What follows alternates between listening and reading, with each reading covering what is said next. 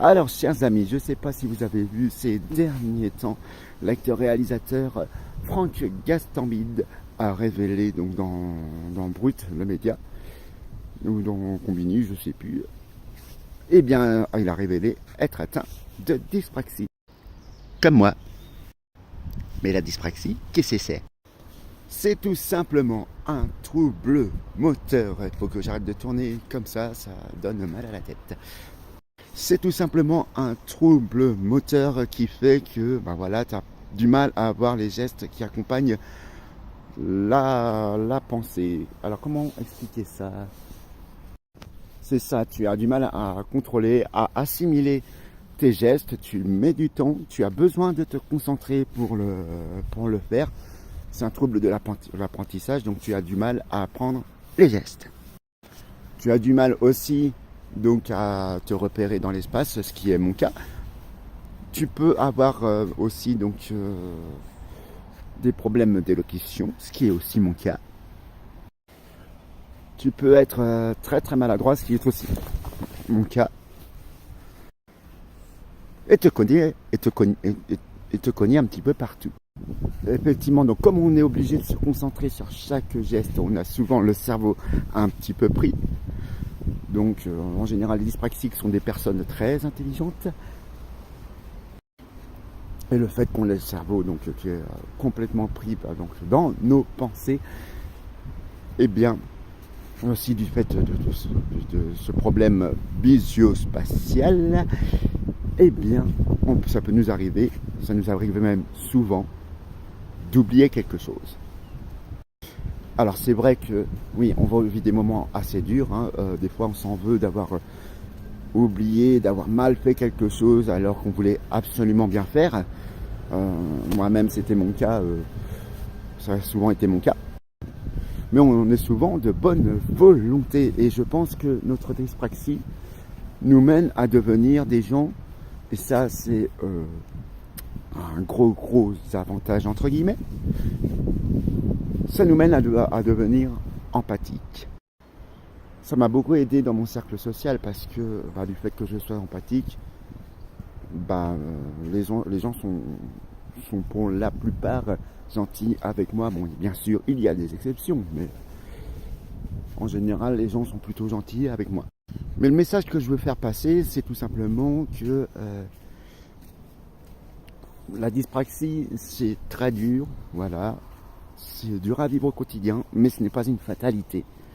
Dans le sens où, moi par exemple, comme je vous l'ai dit, ça m'a aidé à développer mon empathie, mais aussi, ça m'aide énormément, par exemple, dans mon travail. En effet, voilà, j'ai la chance de faire le travail que je rêvais de faire depuis tout petit. Je suis animateur, donc c'est un métier où justement il y a besoin d'avoir quelqu'un d'empathe et quelqu'un qui a des aptitudes sociales. Et en plus, j'ai de la chance parce que dans chaque poste que j'ai fait dans mon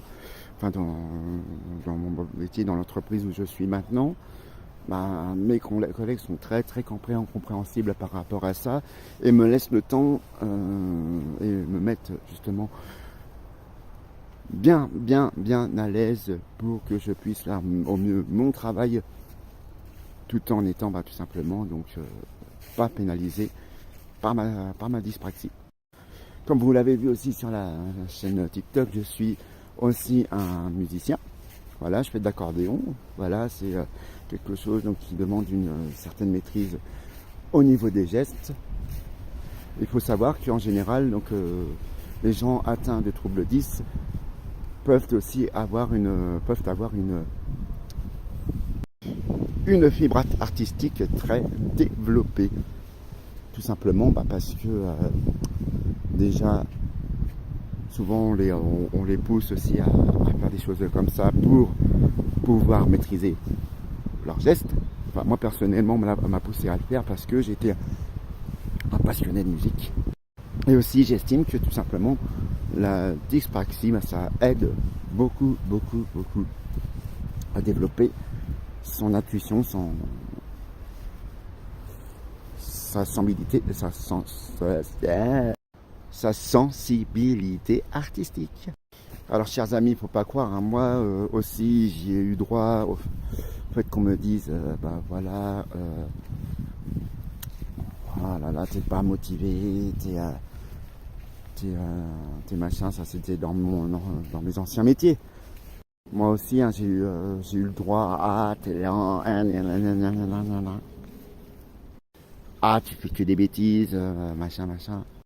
Mais voilà, ça ne m'a pas empêché de faire ce que j'aime et bah, même si c'est parfois c'est encore dur, bah, bah, tout simplement donc je fais cette vidéo donc pour laisser un message donc auprès des personnes qui sont atteintes de troubles 10 et même de handicap en général. Donc c'est pour ça que je fais cette vidéo pour laisser un message donc aux personnes atteintes de troubles 10. Donc voilà. Ce n'est pas parce que vous en êtes atteinte que vous ne pouvez pas faire ce que vous aimez dans la vie. Et que vous n'êtes pas les bonnes personnes. Vous êtes les meilleurs.